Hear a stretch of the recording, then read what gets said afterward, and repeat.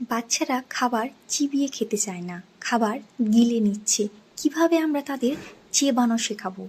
মোটামুটি 10 থেকে 16 মাসের মধ্যে প্রত্যেক বাচ্চারই দাঁত এসে যায়, কিন্তু তার আগে তাদের মাড়ি খুবই শক্ত হয়ে যায়।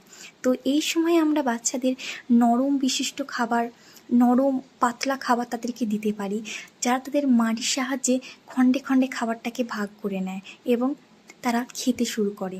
তো আপনাকেও তার সাথে তাকে মুখের মানে ইশারাতে বোঝাতে হবে যে হ্যাঁ তুমি এইভাবে খাও, দেখবেন বাচ্চারা ঠিকই খাবে।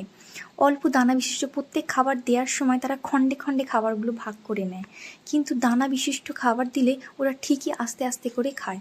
তো মায়েদেরকে এই সময় ধৈর্য ধরতে হবে এবং বাচ্চাদেরকে নিজের হাতে খাওয়ানোটা শেখাতে হবে। আমাকে অবশ্যই জানাবেন কার কার বাচ্চারা এখন সলিড খাবার খেতে শুরু করেছে।